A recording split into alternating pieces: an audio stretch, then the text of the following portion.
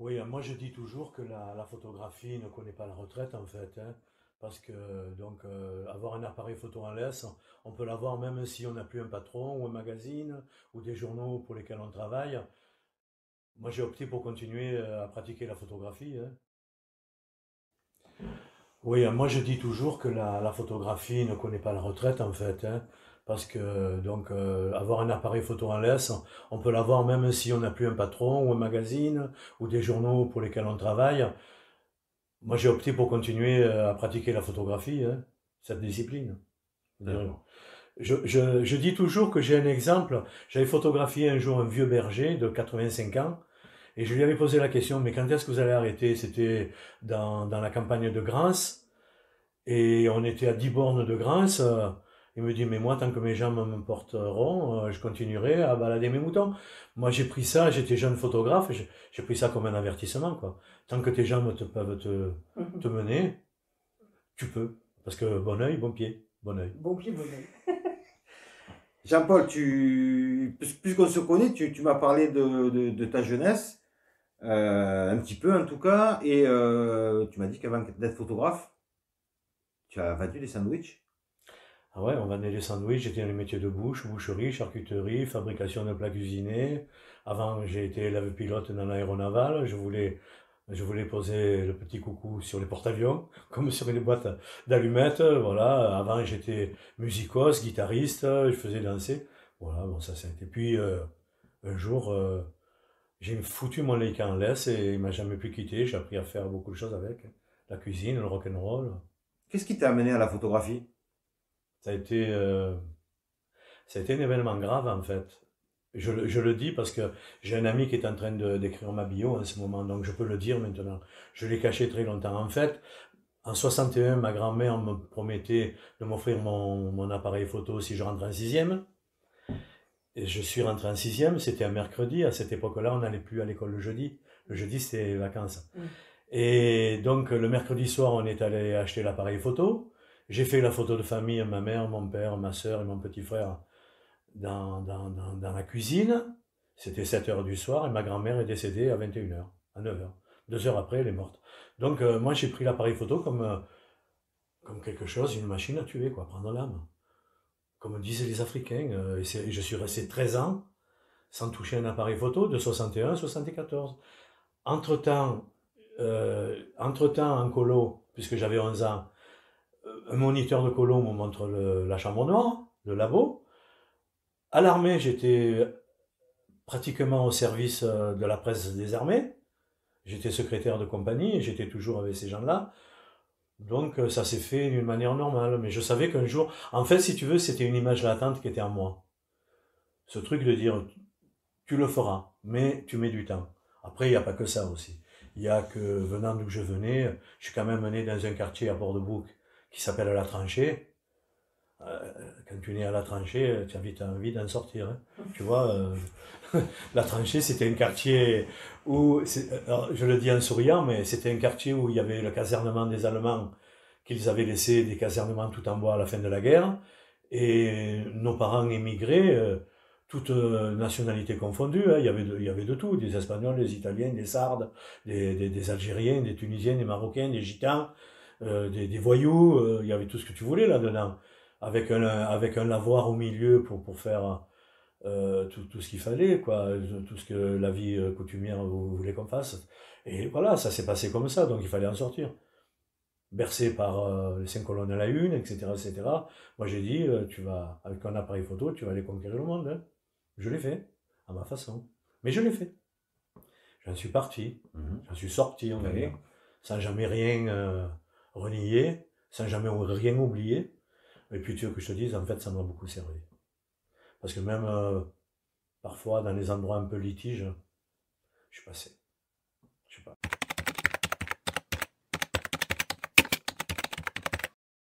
Alors, j'ai partagé mon monde en trois. J'ai mis 5000 à l'est, c'est-à-dire jusqu'en Inde.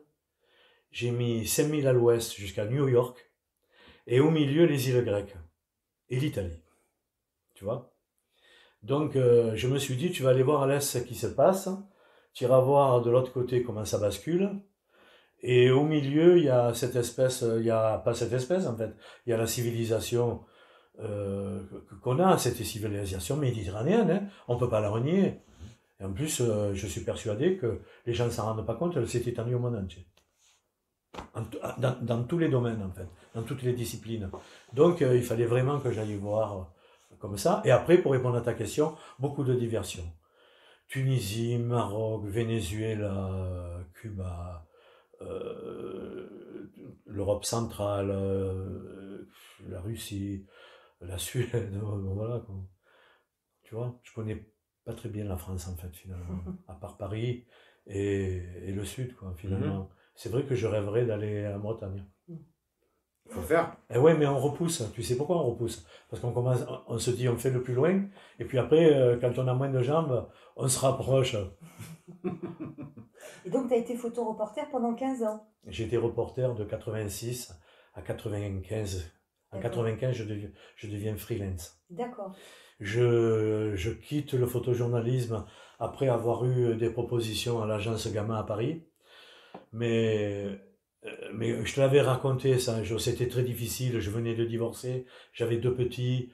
Gamma, il fallait rentrer. Je rentrais pas dans le staff. Je rentrais en Gamma liaison, voire même comme en freelance à Paris. Moi, ça a été difficile. J'ai même refusé le Gamma liaison ici dans le sud pour des raisons financières. Donc après, je suis devenu freelance, mais que pour moi. Donc tu vendais tes photos à des magazines? Comment ça se passait? En fait, ça s'est pas passé comme ça. J'ai continué à vendre mes photos dans les magazines avec qui je collaborais un petit peu depuis des années, et je leur proposais des sujets, mais j'ai bifurqué vers le reportage industriel. C'est-à-dire, j'ai proposé mes services à EDF. On a fait un livre qui a été tiré à 5000. Avec ce livre, je l'ai montré, je l'ai proposé à la sidérurgie. On a fait 6 livres derrière. Donc j'ai gagné ma vie. Alors c'est rigolo parce que j'ai défendu le noir et blanc, mais en fait j'ai gagné ma vie avec la couleur. C'est ce que je dis. Puis je suis rentré dans un service de communication à la ville de Miramas, mais j'ai jonglé en fait. Hein. Mais maintenant avec le recul, puisqu'il y a 20 ans hein, de ça, avec le recul, le Leica argentique noir et blanc, il a toujours été en laisse. Ça m'a joué des tours quand même. Hein. C'est-à-dire? C'est-à-dire, je vais te donner 2 exemples. Le premier, tu couvres un grand événement qui est le voyage du pape Jean-Paul II à Lyon pendant 1 semaine.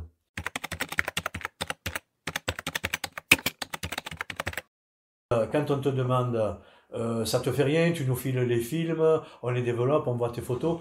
Et moi, les films, je les ai jamais donnés. Hein. J'ai jamais donné mes films ni à une agence, ni une planche contact. J'ai jamais filé. Alors évidemment, je suis dans la lenteur, tu vois. Mais par contre, quand j'ai montré à Paris à Abbas les 50 photos sur Jean-Paul II. Abbas m'a fait un compliment détourné. Il m'a dit, tu vois, Jean-Paul, quand je regarde tes photos, ben, je regrette de ne pas avoir fait de photos noir et blanc. Lui était parti parce qu'il avait des commandes de couleurs. Donc tu vois, sur le débarquement en 94, pareil, même coup, tu vois, j'ai Ouest France qui me demande les films pour faire, je leur dis non. Je dis moi si vous voulez, je vous envoie les photos. Ça sera dans 1 semaine. Il m'a dit on n'en aura plus besoin parce qu'on est dans le brûlant, dans le réactif. Donc ça me joue des tours. Je sais que ça me joue des tours. Pareil pour le Dalai Lama. Tu vois, pour les grands événements. Et puis autre chose. Après, je te dis franchement, j'avais eu aussi l'expérience quand on m'avait envoyé à Calcutta pour faire le docteur Jack, un docteur qui, comme Sœur Teresa, il officiait dans la rue. J'ai ramené les photos pour deux magazines sur les médecins, Impact Médecin et un autre, je me souviens plus, le nom me reviendra. Bon, quand ils ont vu les photos qui étaient hard, ils m'ont dit on ne peut pas le passer, on va bousculer tout le monde ici. C'est trop anxiogène. Voilà. Tout à fait. Tu vois, c'est pour ça que moi je peux le comprendre, mais toi tu reviens avec tes trucs, tu es frustré, bon, après tu passes. Je passe. Qu'est-ce que tu veux faire? Bien sûr. Je veux dire, l'urgence, elle n'est pas que dans les journaux. L'urgence, elle est aussi que l'homme est dans l'urgence, quoi. Simplement. Mais figure-toi qu'il se censure dans certains documentaires. J'avais connu quelqu'un qui avait fait une série documentaire sur Arte, un médecin. Oui. Et effectivement, il ne pouvait pas tout montrer parce qu'on lui avait dit qu'il ne faut pas que ce soit trop anxiogène. Mais moi, c'est ce qu'il m'avait dit. Impact Médecin, Enfin, moi, il y en avait un autre aussi. Donc, voilà, quoi. Mais après, moi, je le comprends très bien. Je le comprends. Regarde, on va parler d'autre chose, on parle de photojournalisme, je le dis maintenant. Patrick Mahé, quand je suis au Sofitel, avec la photo du but de Basile Boli, il me l'achète. J'allais y venir, Il faut que tu nous Il me racontes l'achète, cette il me fait un anecdote. chèque à l'époque de 2000-2500 euros.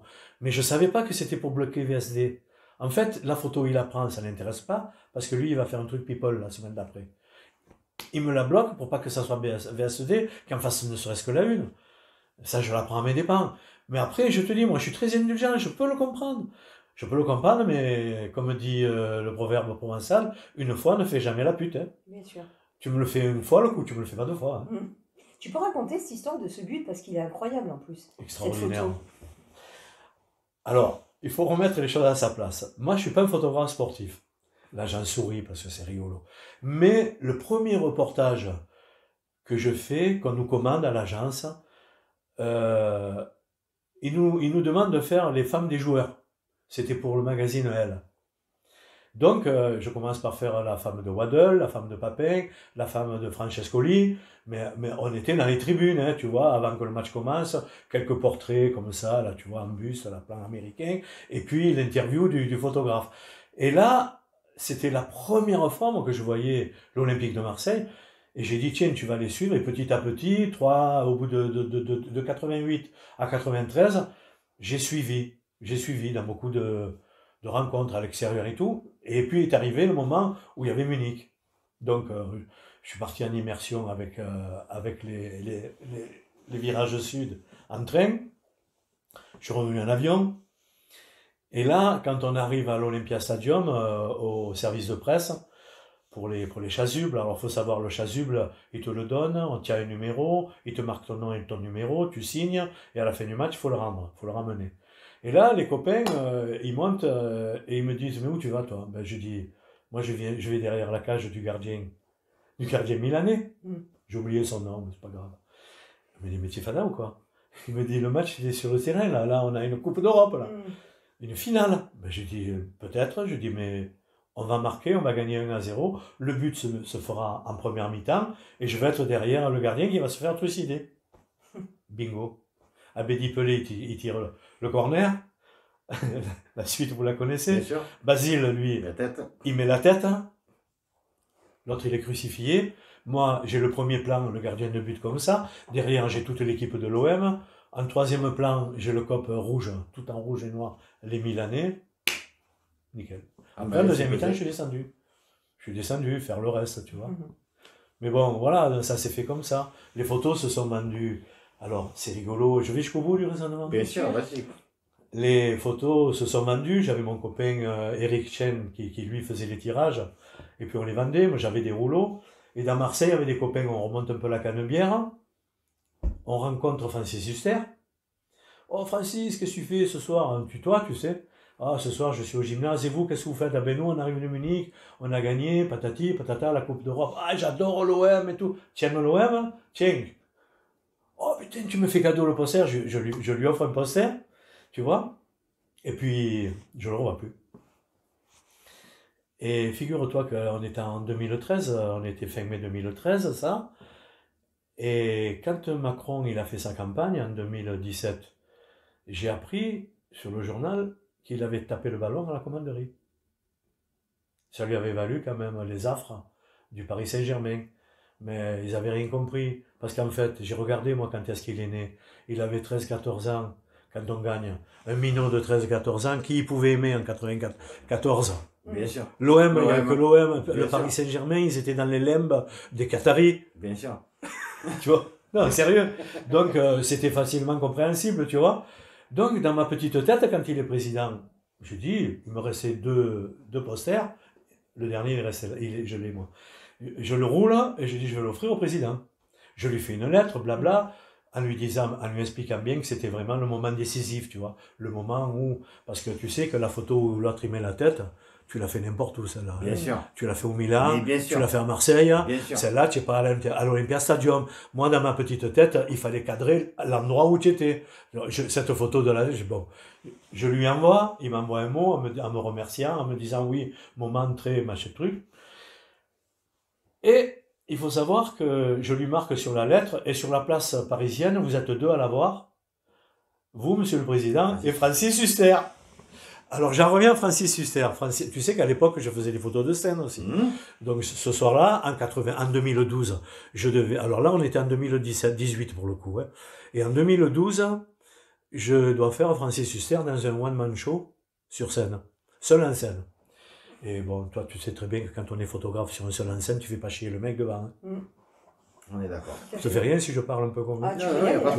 Là, tu te dis, tu peux pas être là comme un Pékin à le photographier, tu vas te mettre dans la foule et tout. Mais quand même, je dis, je vais descendre dans la coulisse, voir son régisseur et lui demander, je reprends, et lui demander si je peux le photographier dans sa loge. Et le gars, il me dit oui, il me dit, vous avez qu'à taper là. Il est là, il se prépare. Je tape. Francis Huster, j'étais avec une journaliste, je n'étais pas seul, hein, parce que là, il faut un témoin. Là. Francis Huster, 1994-2012. Hein. Tu vois un peu le basculement. Francis Huster, il ouvre la porte, il me tend la main, il me fait « Comment tu vas, Jean-Paul ?» Incroyable. Je dis « Je ne l'ai même pas tutoyé, alors qu'à Marseille, sur la Canebière, je le tutoyais. » Là, j'ai dit « Mais vous vous rappelez de moi ?» Il me dit « Tu rigoles ?» Il me dit « Dans mon bureau à Paris. » Il y a la photo. J'ai ton poster encadré.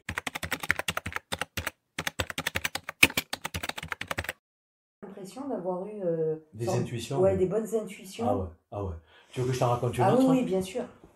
Sur le débarquement, alors il faut savoir que quand j'ai fait le Pape Lyon, j'ai pas arrêté d'emmerder un mec qui s'appelait Éric Bosque, qui était le responsable au Quai d'Orsay de la protection des chefs d'État étrangers sur le territoire français. Pas rien quand même. Hein. Et tu sais pourquoi? Parce que en fait, si tu veux, on était tous les photographes là, chacun avait son équipement, mais en fait, j'avais remarqué que moi, j'étais le seul avec mon 50 et mon 35. Donc, inutile de te dire qu'avec ça, si on te fout dans une bétaillère à 300 mètres de ce qui se... Et là, pour le coup, je suis obligé de remercier Abbas. Putain, je le bénis, lui, Abbas de Magnum quand même. Hein. Et Abbas, lui... il avait toujours les poules contact, parce qu'il était de Magnum. Tu avais les premiers poules contact qui étaient Magnum, Paris Match, après tu avais VSD, et ainsi de suite, et puis tu avais le Pékin comme moi, avec aucune commande, qui lui, il était relégué. Mais comme je connaissais Abbas, qui était un copain, je disais à Abbas, baratine pour que je sois toujours en poule. Mais moi, ça me suffisait pas, avec mon 50 et mon 35 en poule. Donc, ce Éric Bosque, je l'emmerdais parce que je partais dans tous les sens. Et le soir, quand on faisait le débriefing et le briefing pour les places du lendemain, il me disait, Jean-Paul, il me dit, tu poses un problème à tout le monde, c'est la sécurité. Ils sont toujours en train de se demander qu'est-ce qu'il fait là. Tu vois? Ça s'est passé. Mais très très bien passé. J'en remercie encore. Il est devenu ambassadeur quand même. Hein. Il a fini sa vie professionnelle ambassadeur. Et figure-toi que donc là, je te parle d'un truc qui était en 86, je le retrouve en 96 à Caen, au centre de presse. Quand il m'a vu arriver, je te mens pas. Ah putain, il me dit encore toi, qu'est-ce que tu veux? Je te jure, je lui dis écoute Eric, la même chose. Ah, il me dit non, c'est pas possible. Et là, je lui dis ouais, tu vois. Et là, je te mens pas, il me file un pass. Il me dit tu vois ce pass là? C'est multipass. Il n'y a que toi qui l'as. C'est multipass. Même les porte-flingues de Clinton, ils te diront rien. Quand tu le verras, ils te diront rien. Il me dit en plus, tu seras dans ma safrane avec moi, comme ça va être plus simple. Tu vois, j'avais bien compris qu'il voulait me centrer un peu. Tu vois. Mais bon, ça s'est pas passé comme ça. Et c'est ce qui s'est passé, c'est qu'à Omaha Beach, tous les autres étaient dans la bétaillère. Quand il y a eu le passage en revue des troupes françaises et américaines avec le président de la République, François Mitterrand, et Bill Clinton, j'ai les photos, hein. Là, il passe en revue. Et après, François Mitterrand, alors là, j'étais devant, de là à 3-4 mètres, tu vois, 5 mètres, mais avec le 50 mm, tu es bon, hein. Tu vois, pas avec le 35, avec le 50, tu es bon. Et là, après, François Mitterrand prend congé de son hôte, et le président Clinton, lui, va vers les anciens combattants américains, tu vois, qui étaient presque excentrés, mais il va quand même les saluer. Et là, je suis vraiment de là à là, Anne. T'es collé, hein. Avec le 35, je clique, je tourne, patati patata. Et il y a un des porte-flingues qui faisait 2 mètres, il me regarde comme ça, il me fait « Get out. Now, get out. Maintenant, tu dégages. » Et là, je te garantis que bon, tu as les photos, tu en as un peu, Oui. tu voudrais continuer, mais là, Oui. quand il te dit ça, il te regarde, tu dis ça va, et là, je suis parti. Mais, pourquoi tu m'as posé la question, mais je vais y répondre. Ouais. Et là, je rejoins Eric Bosque, je monte dans sa voiture de service avec la cocarde tricolore, sa voiture de fonction, Mhm. et on part à Sainte-Mère-l'Église, tu sais pourquoi? Parce qu'à Sainte-Mère-l'Église, les paras de la, je sais pas, 110e ou 105e Airborne, les vétérans de ce bataillon sautent sur Sainte-Mère-Église. C'était les vieux. Je rigole parce que il faut de l'intuition. Et je dis, Eric, ça te dérange pas, tu me mènes juste là où on va les avoir sur la tête. Il me mène là, dans les marais, et là, il y a Sado. J'ai fait, il faut qu'on retourne à Sainte-Mère-Église, parce que là, je peux pas y aller, moi. Et il me dit, ah bon, il faut qu'on fasse ça. J'ai fait le pour moi. Il me dit, mais qu'est-ce que tu vas faire? Je dis, mène-moi à Sainte-Mère-Église. Il me mène, je rentre dans une boutique, je dis, pardon madame, vous n'auriez pas 2 sacs de 100 litres, 2 sacs poubelles de 100 litres? Je m'en suis servi de cuissarde, comme les chasseurs, tu connais? Oui, oui. Donc je fous mes cuissardes jusque-là, je rentre, je tape les photos. Alors évidemment, les autres sont arrivés un peu après. Quand ils sont arrivés, il y avait l'eau, donc ils étaient en recul.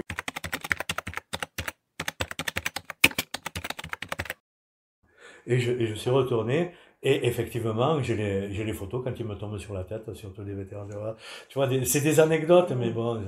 Mais tu en as plein, hein, des anecdotes. Bah ouais, parce que je suis né à la tranchée, et si tu veux, je suis filou avant. Moi, j'ai une règle, tu fais la photo, tu négocies après. Mais fais la photo d'abord. Fais la photo. Bien sûr, à n'importe quel prix. À un moment donné, je peux vous montrer les photos. À un moment donné, je suis parti dans l'Himalaya avec un copain qui avait monté une cathédrale, un théâtre d'images dans la Drôme, pour le citer, Christian Massa, qui est décédé d'un cancer d'ailleurs, foudroyant. Sa boîte, elle a fermé alors que son truc marchait à fond de la caisse. Un peu comme la cathédrale d'images.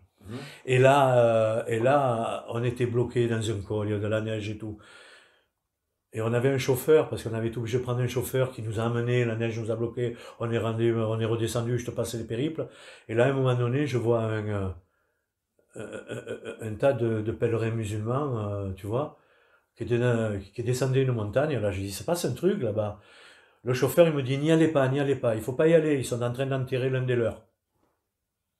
Mon copain Christian, il me dit, non, Jean-Paul, n'y va pas. Mais je dis, pourquoi on n'y va pas? J'y vais, je demande, s'ils me veulent pas, je m'en vais. Je suis arrivé, j'ai vu le chef, je lui ai dit, ça vous dérange pas, je reste, je fais 3 ou 4 photos, pas de soucis, sœur. Tu es le bienvenu. Putain, je tape 2 photos, de trucs de fou. Et elles sont fabuleuses, ces Ouais, photos, je les ai vues, vues, elles elles sont sont Mais ouais, mais c'est que des trucs comme ça. Mais pourquoi avoir... Moi, je me sens pas rebuté dans un truc Bien comme sûr. ça, n'importe où. Après, sûr, tu peux... Par contre, je te le dis franchement, hein, j'ai refusé de partir pendant les guerres de Yougoslavie. Hein. À moi, ma peau, elle ne veut pas une bastos. Oui, bien sûr. D'abord, moi, ma vie, elle ne vaut pas une bastos. En plus, il y avait les snipers. Hein. J'ai pas envie de me prendre une bastos. Ça, c'est la première des choses. Et deuxièmement, et je le dis à qui veut l'entendre, il y a 2 théories là sur les images de guerre. Attention, hein, je les respecte, les photographes de guerre. Plus que ça, tu vois, j'ai un immense respect. Mais, j'ai quelque chose que j'oublierai jamais. C'est que on te dit qu'il faut montrer les images de guerre pour rendre les gens meilleurs. Moi, je dis, si les images de guerre depuis la guerre de sécession rendaient les gens meilleurs, on n'en serait pas là. Ça se serait.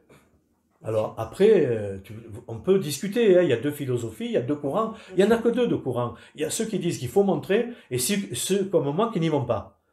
Pour les 2 raisons que je t'ai dit. Bien sûr. Mais je respecte les idées des autres. Je veux dire, ça revient à ce qu'on disait tout à l'heure. Hein.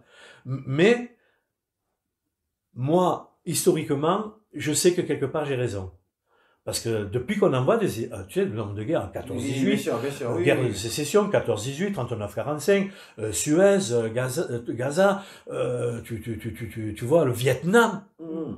Putain, l'homme, il est meilleur.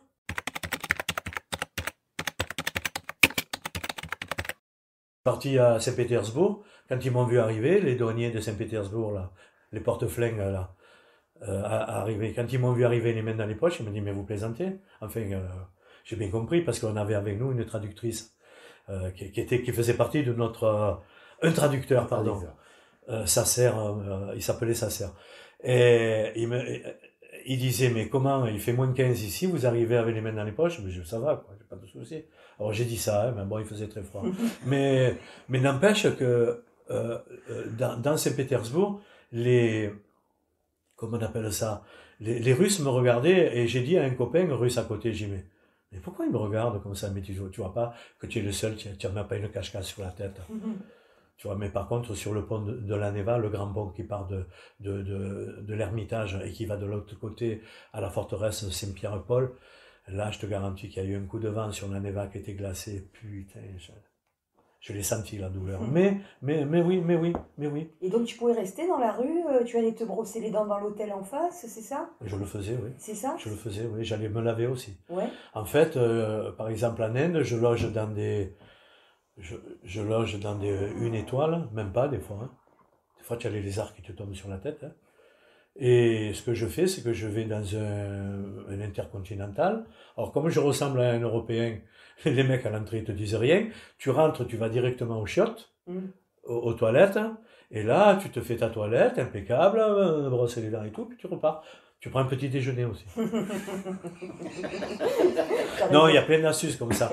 À New York, quand ils m'ont vu débarquer, je te mens pas, Benedict J. Fernandez. Benedict J. Fernandez, c'est mon grand copain. Il a photographié Martin Luther King. Moi, j'ai une photo de lui sur le tombeau de Martin Luther King, pas sur le tombeau, sur son cercueil, avec sa femme et ses enfants. C'est biblique tellement c'est beau. Bon.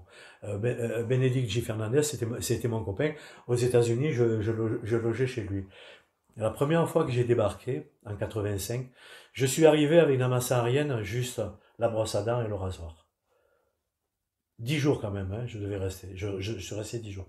Et là, il était venu me chercher à JFK avec quelques élèves de son école d'art, la Parsons School of Design. Et il me regarde, il me fait comme ça. No luggage, John. Jean-Paul. Je lui dis non, pas de bagage. Et là, il a souri et il a dit, ça va être un bon sujet ça pour les étudiants. Je veux que tu leur parles de ça.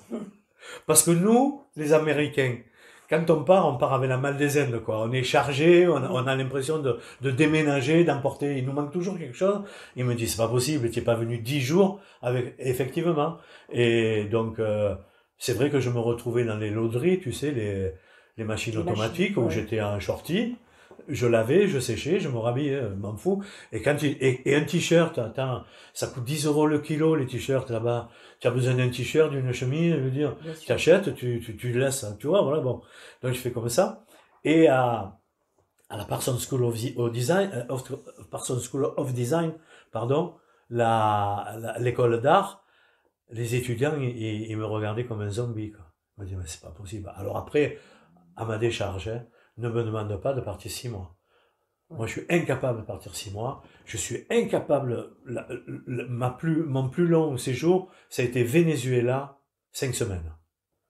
5 semaines avec l'ambassade de France. Tu vois, j'étais avec un chargé de mission qui était chargé de former les polices vénézuéliennes. Donc, j'étais bien entouré. Je suis parti 5 semaines. J'étais parti les mains dans les poches, je te le cache pas, mais bon, comme je logeais chez cet ami là, j'avais tout le confort qu'il fallait. Mais il y a eu un moment quand même assez particulier, c'est que le 24 décembre, ils sont venus et avec l'ambassadeur, ils me disent comme ça, mais on est invité sur la Jeanne d'Arc. La Jeanne d'Arc, elle croisait dans les eaux territoriales vénézuéliennes. On était invités pour passer le soir de Noël, tu vois. Le 24 au soir. Et là, il me regarde et me fait comme ça. Il s'appelait Pierre. Il me dit, Pierre, tu peux pas venir sur la Jeanne comme ça, il te faut un costard. Hein. Je dis, on va le faire le costard. Donc on est parti chez un tailleur. On a fait un costard 3 pièces, j'ai acheté une cravate et une paire de godasses. Et ça m'a coûté 40 dollars. C'était rien pour nous, 40 dollars. Incroyable. Et donc, j'étais bien le 24 au soir. Il n'était pas question de ne pas être sur la Jeanne. Hein. Bien sûr. Bien sûr. Tu n'es jamais parti trop longtemps, c'était Pas pour longtemps. ça? Parce que je suis un rapidos sur le terrain. Je ramasse, j'engrange vite et je pars. Comme les artilleurs. Les artilleurs, on leur demande d'aller faire le boulot et de revenir vite. C'est mes anciennes habitudes de photojournaliste quand nous, on nous demandait de vite taper les photos, de vite les envoyer et tout, et de passer à autre chose. J'ai gardé cette habitude. Je ne m'imprègne pas. J'ai pas de contact là-bas, pratiquement pas. Je garde pas des adresses, rien du tout. Je veux dire, à part une ou deux, comme ça, mais ça vient aussi de ma grande timidité. Hein. C'est rigolo, c'est rigolo. Bah oui, on la cache tous plus ou moins d'une certaine manière, certains avec un appareil photo. Je le revendique. Hein. Ouais, moi je suis Je d'accord avec toi. je le revendique. Il y a beaucoup de gens qui m'ont toujours demandé, mais pourquoi le 50 mm? Parce que le 50 mm me donne la distance. Après, j'ai mis le 35 parce que j'ai appris à voir plus large ou à m'approcher un peu plus. Mais je suis resté une douzaine d'années avant de rentrer en agence où j'avais que le 50. Mais c'était ma nature. Parce que, d'abord, premièrement, quand je fais la photo, au moment où je parle, elle est déjà faite. Et deuxièmement, je prends ni le nom, ni l'adresse des gens, je les connais pas. Derrière mes photos, j'ai aucune légende, sinon l'endroit où ça a été fait et l'année. Bien sûr. Et tout à l'heure, tu nous as raconté une anecdote très intéressante, la façon dont tu travaillais justement pour Flash, pour avoir que les photos arrivent aux journaux très rapidement. On belinait. Alors Belin, c'est pas les galettes, hein. C'est pas la belette, c'est pas la biscotte, hein. C'est pas la galette. Tout le monde, quand tu dis tu belines, il croyait que tu fabriques des biscuits. Non, beliner, il y avait quelqu'un qui avait inventé une machine qui s'appelait le Belin. C'est Monsieur Belin. C'est l'ancêtre du fax. Ça nous permettait, quand on était ailleurs, d'envoyer rapidement une photo pour le bouclage des journaux le soir. Par exemple, sur les matchs de foot, à la mi-temps. On développait vite, on avait des petites fioles, on développait vite une 12 poses à la mi-temps, avec si possible une photo intéressante qui correspondait justement à ce que voulait le journal. Hein. Tu vois, c'est possible un but hein, de l'OM. Et on séchait le film à l'alcool, on passait un coup de séchoir de cheveux, séchoir à cheveux de fille, et puis on mettait dans un petit agrandisseur qui n'était pas plus grand que ça, on tirait une photo qui était de l'ordre d'une carte de visite, et là on la mettait après avoir fait le numéro de téléphone dans le Belin, et elle était reçue, voilà, mais les jeunes ne savent pas ce que c'est ça. Donc j'en reviens à ce que je te disais, quand tu as connu ça, tu bénis le numérique. Hein. Évidemment. Le numérique, tu le bénis, bien évidemment. Alors quand je dis le numérique, on dit le numérique, c'est-à-dire en partant d'un appareil photo numérique, d'un smartphone qui est numérique, mais tu peux partir aussi d'une image argentique que tu as scannée et que tu envoies de suite après parce que tu as un fichier numérique. Donc le numérique. Bien sûr. Alors, si tu permets, Christophe, Anne, je ne vais pas vous répondre à cette question. Quand vous prendrez congé de moi, quand on prendra congé de nous-mêmes, je vous envoie mon parcours. Franchement, il mérite le détour. Alors, ça va répondre au nombre d'expos. Ouais, les expos, avec une mémorable quand même, hein, pour Robert Delpire à Paris, au Palais de Tokyo, avec Douaneau, Cartier-Bresson. Ah ouais, ça a été un grand moment. La plaquette avait mon nom. Ça recharge les batteries, simplement. Ça recharge les batteries. En fait, nous, on a besoin de charger les batteries. Tu vois? Je veux dire, le reste, je veux dire... moi, je souris toujours... Je suis obligé de parler de Cartier-Bresson. Cartier-Bresson, quand on l'invitait dans ses expositions, ça l'emmerdait. Et il était toujours dehors à fumer sa cigarette, sa clope avec les copains, et ça l'emmerdait d'aller faire les interviews. Il aimait pas, il prenait ça comme du temps perdu, d'ailleurs, comme le tirage dans les labos. Il disait, c'est autant de temps perdu. Moi, je regrette pas, je le revendique. C'est que je veux dire, j'ai pas cette célébrité qui a fait que tout le monde me court après pour être dans toutes les télés. Je l'ai vécu la semaine dernière à Lima, à l'Institut du Monde Arabe, avec Raymond Depardon, peu cher, qui a passé 3 jours avec tous les médias de France et de Navarre, sans compter sa présence pendant toute l'exposition, on va dire de 6 heures du soir jusqu'à minuit, quoi. Et je te dis sincèrement, tu vois, comme j'étais un observateur, moi qui ai eu le bonheur de la visiter l'expo avant, puisque je me suis retrouvé dedans à la visiter, puis il y a eu une personne qui me dit, mais qu'est-ce que vous faites là? Donc, mais je l'avais vu. Et j'ai beaucoup observé. Il s'est donné toute la... Alors, imagine-toi, ce type-là, le nombre d'expos, le nombre de présentations, de films et tout, pas de temps perdu, mais si, de temps perdu sur les tirages, plus ou moins bien fait par le tireur, ou fait comme il faut par le tireur, à superviser. Je me dis, mon Dieu, dans une vie de photographe, ça fait la moitié de la vie. Moi j'étais sur le trottoir. Passé ma vie sur le trottoir. Ah oui. D'ailleurs, quand tu vois 4500 tirages argentique, noir et blanc, je veux dire, il a fallu les faire quand même. C'est toi qui les tires, hein, c'est toi qui les tires. Hein. Ouais, mais moi, je vais te dire, je ne suis pas tireur de photos. Hein, j'ai tiré Je considère la moitié de mon travail comme des épreuves. Mais avec l'avantage maintenant, avec le numérique, tu peux les reprendre. Et celui qui a envie d'en faire des beaux vintage, tu peux sans problème. Moi-même, j'en refais. Voilà. Mais je n'ai jamais perdu du temps dans la chambre noire. Alors, je te renvoie la question. Toi, Christophe, tu réponds pas? La chambre noire. La chambre noire, elle est finie maintenant. Eh ben voilà, en plus. Elle existe encore, mais... Ouais. La chambre noire, pour moi, c'est une torture. Une torture, mais je l'ai bien négocié, en fait. Hein. Après, quand tu fais le recul, il a fallu tout cramer. Hein. J'ai cramé famille, travail, patrie, argent. Tout y est passé, les enfants. Tu sais, quand tu as ta petite, ta première, Julie, qu'elle connaît plus à l'âge de 3-4 ans son oncle que son père, te pose des questions. Hein. Par contre, après, à 20 ans, elle te dit, papa, je commence à comprendre maintenant pourquoi, le pourquoi de. Bien sûr. Oui. Bien sûr. Il fallait sauver ta vie, quoi.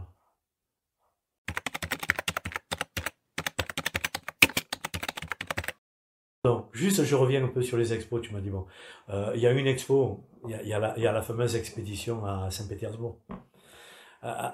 Et avec mon expo, il faut savoir qu'à Saint-Pétersbourg, tu sais que j'ai été à côté de la plaque tout le temps. Et pour cause. Tu m'en as parlé. Je reviens juste là-dessus. Pourquoi je suis à côté de la plaque? Parce qu'à Saint-Pétersbourg, je ne pouvais pas perdre une journée à monter mon expo et une journée à la démonter. Donc ils m'ont cherché et j'avais disparu. Moi, j'étais parti dans Saint-Pétersbourg. Mais toi, tu es photographe. Voilà.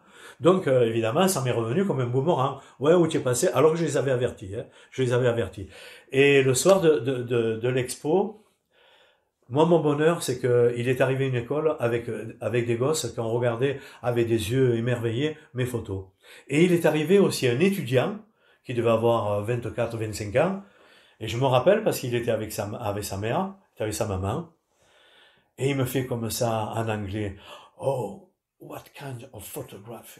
It's a shock for me. Je te le dis en anglais, tu vois. It's a shock for me. Et là, je le regarde, je dis, elle te plaît cette photo? Ben moi, je te la fais cadeau. Je l'ai enlevé de l'expo et je lui ai fait cadeau. Les autres, ils ont regardé, il a dit, mais le mec, il est frappé, quoi.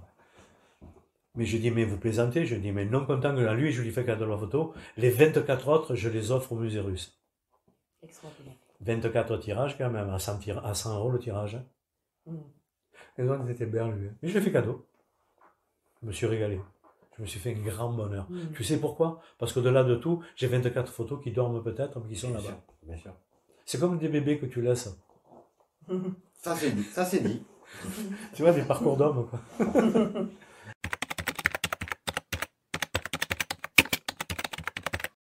Ouais. Avec beaucoup de bonheur, j'ai eu aussi quelques déboires, comme tout le monde dans les parcours, que quand tu montes des portfolios et qu'on te conseille d'aller faire des stages chez Jean-Pierre Sud, bon, je vais pas dire qui c'est qui m'avait dit ça. En plus, ce jour-là, tu as ton portfolio, quand tu quittes cette personne, que le Mistral t'emporte dans une flaque d'eau, parce que le Mistral arrive quand la veille il a plu. Ça arrive aussi. Il y a des jours comme ça. Les gamelles, oui, les gamelles, tu te les prends aussi. Hein. J'en ai pris. Alors, moi, en photographie, les gamelles, ça n'a jamais été des coups de pied au cul. Tu sais pourquoi? Tu vas me le dire. Parce que protester, c'est affirmer. Qu'ils aillent tous se faire voir. Oui, bien sûr. C'est tout. Bien sûr. Bien sûr. Voilà. Après, prenez-le comme vous voulez. Hein. Oui, bien sûr. Moi, voilà. Moi, ces coups de pied au cul, ils m'ont jamais... tu vois, c'est pas ça. Moi, mes coups de pied au cul, c'est plutôt les photos que j'ai ratées, tu vois. Mm. Celles que tu as ratées, le mauvais timing, tu vois, le mauvais rythme quand tu fais les photos, la photo que tu rates parce que le négatif, il est abîmé, enfin, beaucoup de raisons, tu vois. Mais même en numérique, tu vois, celle que tu as mal gravée ou un truc comme ça, et le process est parti, tu fais bon, pour beaucoup de raisons. Ça, oui. Mais sinon, non. Je considère pas ce genre d'échec que je viens de citer en me disant on va faire un stage chez Jean Pierre Sud. Ouais, au moins c'est dit aussi. Oui, oui. Non pas que je dédaigne Jean Pierre Bien Sud, sûr. mais j'ai toujours pensé qu'on n'était pas sur la même pas planète, on n'était pas sur la même trajectoire. Je veux dire, il y a des photographes qui sont des photographes, on va dire, c'est pas un télo. En fait, il y a un jour, il y a un sémiologue, je crois, qui m'a expliqué, il m'a dit, la photographie, il y a les yeux qui photographient avec l'œil droit sur l'œil gauche.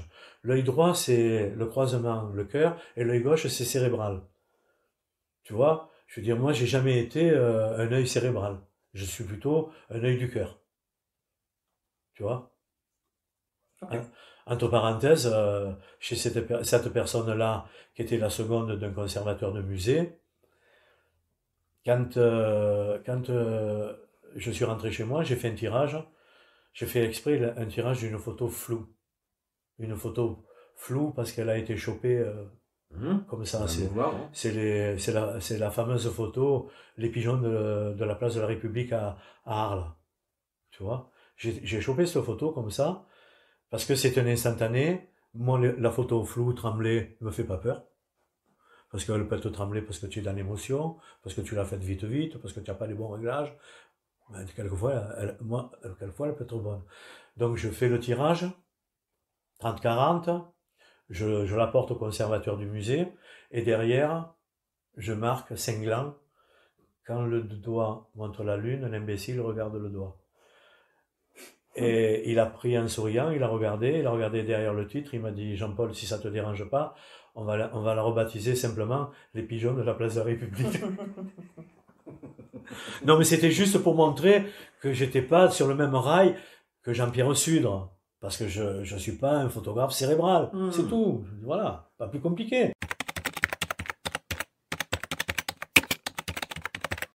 Tu vois, par exemple, Denis Briat. Denis Briat c'était un grand photographe de l'agence Dalmas. Un photojournaliste. Un peu dans la lignée des Gilles Caron, tu vois, même des Depardon, faut le dire, hein. Eh bien, Denis Briat, il a abandonné l'agence Dalmas, il a abandonné le photojournalisme, il est allé planter ses poireaux, et il a photographié plus que ses poireaux, ses artichauts et ses oignons. Tu as vu, moi c'est un oignon que j'ai. Oui. Donc je veux dire, je mets plus cette photo-là dans la photographie cérébrale, tu vois. Il n'empêche que j'ai de l'admiration. Ça n'enlève pas.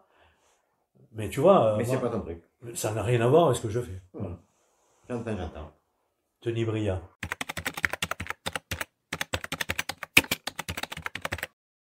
Tu le retrouves sous mon site, www.jeanpaulolive.com, avec dessous un second titre JPO en majuscule.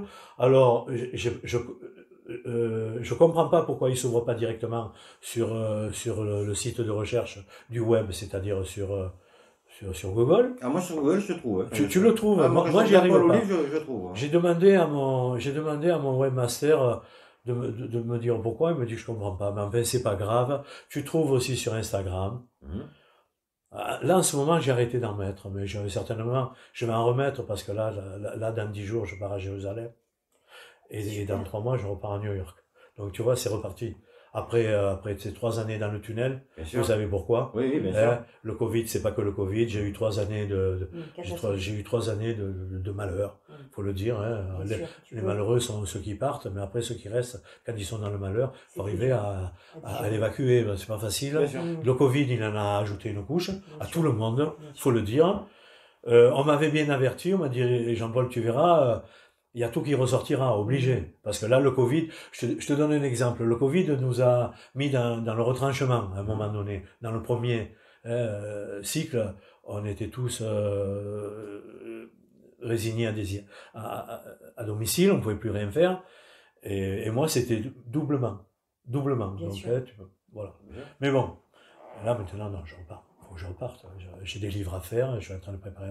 Tu as vu une ou deux images. Oui, tout à fait. Premières images. C'est un thème que j'ai dans la tête, comme on parlait tout à l'heure de mes sujets de prédilection, comme l'Inde, les îles méditerranéennes, l'Italie, New York. Et puis c'est vrai que à la fenêtre, tu sais, à la fenêtre fameuse, ils ont commencé à la Renaissance. Après, moi, il y a quelqu'un que j'adore beaucoup, c'est Edward Hopper, Mhm. qui est un photographe merde. Moi, je conseille tout le monde d'aller voir ce qu'Edward Hopper a fait à la fenêtre. Tiens, il a mis tout le monde à la fenêtre, ce mec. Lui, il a joué les voyeurs, mais c'est pas du voyeurisme. Parce que je suis persuadé que les gens savaient qu'il était là. Le tout, dans cette histoire, c'est d'être passe-muraille. En fait, et quand je regarde, tu vois, Edward Hopper, Ouais, je vois. qui est hyper réaliste, en fait, hein. Moi, quand je regarde ce mec, et moi, inconsciemment, je faisais de l'Edward Hopper, sans le savoir, à la fenêtre. Donc, ça va être le sujet du prochain livre. On n'a pas le titre encore, on n'arrive pas à trouver le titre. Moi, j'avais trouvé Wino Kodatura, mais il fait pas. Ça Ça viendra. marche pas. Ça viendra. Et oui, tu as édité du coup beaucoup de livres et pas en J'en suis à mon auto-édition. 13e. Ouais, J'en suis à mon 13e tu livre. ne t'es Oui. pas auto-édité, hein, Non, jamais. Je voilà. fais jamais de C'est l'auto-édité, important non, de non, le dire. 13e. Mais là aussi, je suis un peu en marge parce qu'il y a la moitié qui a été faite qui n'est pas sortie en librairie. Comment ça se fait? Ben parce qu'ils ont été commandés, ça a été des commandes industrielles D'accord. et elles ont été pour l'interne, à D'accord, l'interne, diffusées à l'interne. Mais D'accord. je m'en fous, en fait. Ça n'a pas d'importance, hein. Bien sûr. Bien sûr. Ça n'a pas d'importance, je vais te dire pourquoi, Anne. Parce que j'ai toujours considéré que, au-delà de tous les témoignages, un livre qui reste dans une bibliothèque, c'est un livre qui sera vu par plusieurs générations si on les a pas tous brûlés. Bien sûr. Si on n'en fait pas de l'autodafé. Si tu les brûles pas, ils sont dans les bibliothèques et les gens qui viendront, nos enfants, voire même d'autres personnes qui passeront après, diront tiens, tu vois. Moi, les îles grecques, par exemple, je l'ai fait pour la diaspora. Je l'ai fait pour la diaspora que j'ai connue par mes grands-parents. Tu sais, quand tu as une grand-mère qui te dit que ton grand-père est mort dans les mines de charbon à Firmini parce qu'il avait quitté son Galatasaray là-bas dans les Dardanelles, là, sur le détroit du Bosphore, parce que ils sont partis avec juste une valise et qu'il est arrivé dans un pays où il neigeait, alors que lui, il avait le soleil toute l'année. Mon grand-père est mort de chagrin, quoi. Alors, moi, j'ai fait ce livre pour eux. D'accord. Voilà. Si Donc, tu, tu vois. si tu es d'accord, nous on mettra, si tu es d'accord, tu nous feras une sélection de photos, ton editing, et puis comme on a un générique qui est très sympa. Regardez si vous pouvez pas les prendre. Je vais Oh, regarder. voilà, c'est pour que les gens puissent voir Bon, quand même. je dois en avoir quelques-unes sur les Voilà, disques durs. je sais que voilà. Et après, il y en a beaucoup Mais que je tu peux regarderai, prendre. ouais, je regarderai. Il y en a énormément. Sur Instagram, il y en a beaucoup pareil. Tu peux prendre. D'accord. Bon, Maintenant, tu me diras. si tu prends que c'est pas en bonne définition, moi tu me le dis. Bien S'il y a sûr. des choses qui te plaisent, je te les renvoie en bonne Bien def. sûr. Un JPEG, hein. Bien sûr, parce Ça que fait un JPEG. Ça Un fonctionne JPEG, bien. vive le JPEG. C'est ça. Et JPEG, c'est presque JPO, tu vois. JPG, JPO. non, parce que là on parle, c'est très abstrait, mais on se rend pas compte. Moi j'ai été très touchée, là, je te connaissais pas, et la première expo que j'ai vue, qui m'a réellement marquée, alors que j'en avais fait plusieurs avec Tu vas Christophe. parler où sont passés les enfants. Exactement. Où sont passés les enfants. Et c'était incroyable pour moi. Tu vois, incroyable. franchement, hein, où sont passés les enfants, moi je me bats, moi, quand tu vois dans le livre qu'on fait, là, tu sais, quand tu regardes la 4e de couve avec ce que je dis sur les enfants, putain, les enfants, moi je me battrais. Bien Je sûr. me suis battu à l'école communale pour les enfants. J'étais enfant, je me suis battu. Pour un petit qui était massacré par les autres parce qu'il était malingre, parce qu'il était pas beau. Pas beau, qu'est-ce que ça veut dire en plus? Je dis ça, mais qu'est-ce que ça veut dire? Bien sûr. Tu vois, mais non, je veux dire, les enfants, oui. Où qu'ils soient, ouais, les Bien enfants. sûr. Moi, ce que je retiens de tes photos, c'est qu'il y a énormément d'émotions et en même temps beaucoup d'humour. Ah ben oui, là aussi. Mais parce qu'il y a une innocence dans l'enfant. Tu sais que les enfants, où qu'ils soient, quels qu'ils soient, ils sont dans l'innocence. Elle ne dure pas, bien souvent, chez certains. Hein. À 14 ans, on leur met des fusils, hein. Voire même plus tôt. Hein. Mais il y a une innocence. Tu attraperas toujours un enfant dans un acte innocent. Tout le temps. Je me permets de dire ça, mais dans tes autres expositions, on retrouve ça aussi. C'est un peu ta touche de fabrique. J'ai pratiqué l'humour. La dérision. La dérision. Oui. Je suis devenu un peu plus sérieux. c'est ça. Mais c'est vrai que dans mes archives, il y a beaucoup d'humour. Il y a toujours quelque chose Il y a dans tes beaucoup photos, d'humour. quelque chose à comprendre. Comme il y a un message caché, et il faut Bien comprendre sûr, ce qui se bien passe. sûr. Il y a toujours une raison C'est vrai. pour une photo. C'est toujours subliminal. C'est ça. Et Bien ça, sûr. c'est fascinant. Après, à qui veut le comprendre, hein. Ah, oui. Après, tu sais, le langage de l'image, la lecture d'une image, je m'évertue bien souvent avec un copain écrivain à le pratiquer auprès des enfants, surtout à l'heure actuelle où il y a un déferlement d'images. Bien sûr. Il y a Jamais eu autant. Jamais eu autant. Et jamais eu autant fait. Tu sais que la planète, avec les smartphones, elle est bien gardée. Oui, c'est des milliards et des milliards par jour. Oui. La planète, elle est bien gardée, quoi. Mm. Alors, tu vois, moi, je m'imaginais qu'il n'y avait que les mouettes pour nous surveiller. Et maintenant, il y a les smartphones. Il y a ça aussi. Et le KGB. Non, mais c'est vrai. Regarde, Christophe, Anna, vous vous êtes jamais posé la question pourquoi les animaux, les oiseaux, les insectes, ils parlent pas? Tu sais pourquoi? Ils parlent pas parce que nous, on nous a donné la parole et la connerie, qui est la matière première la plus diffusée sur la planète. Et les animaux, eux, nous voient et le disent pas. Parce que si demain, tu sais, tu as vu dans les Walt Disney, les animaux parlent. Bien sûr. Et si demain, Ils se tous mettent les à animaux parler. se mettent à parler, je te prends un exemple. Tu as vu Nordal le Landais, Mm. il s'est fait cintrer dernièrement. S'il y avait eu un coucou, un hibou, un insecte pour voir ce qu'il a fait, il aurait ressorti. Je te dis pas l'âme humaine comment on aurait été malmené. Mm. Alors, le créateur, je sais pas qui c'est, Mm. il a dit, attends, les hommes parlent, les animaux, on va pas les faire parler. Hein. Ça va être le bordel. Donc, eux, ils disent rien. À mon grand regret. Ah, bien. Parce que peut-être que ça nous aurait rendu plus sages, plus humbles, plus sages, plus responsables, plus humains, Bien au sûr, fond. bien sûr. Au fond, Christophe.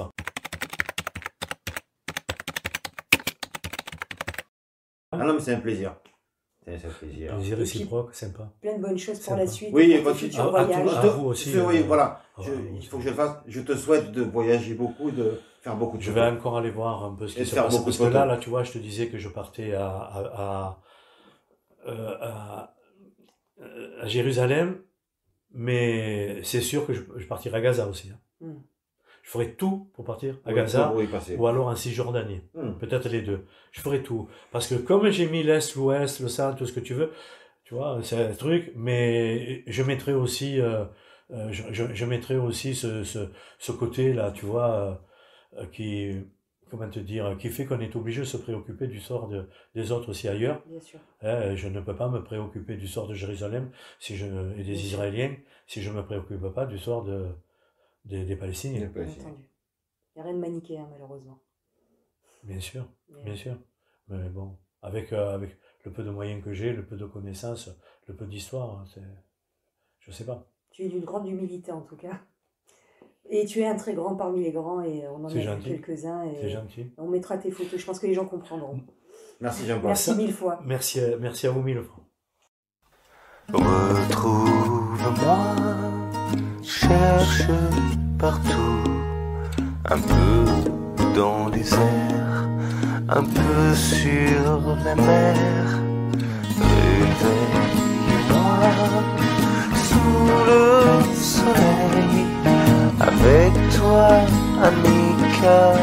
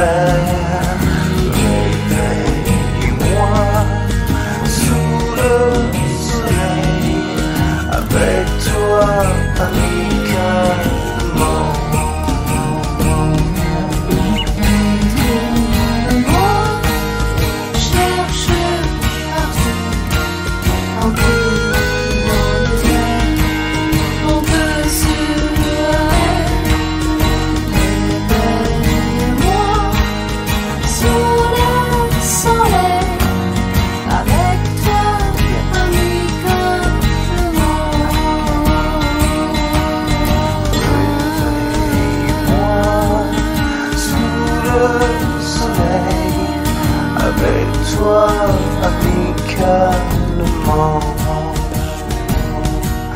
Avec toi, Amica, sous le soleil. Avec toi, Amica, le monde. Avec toi, Amica.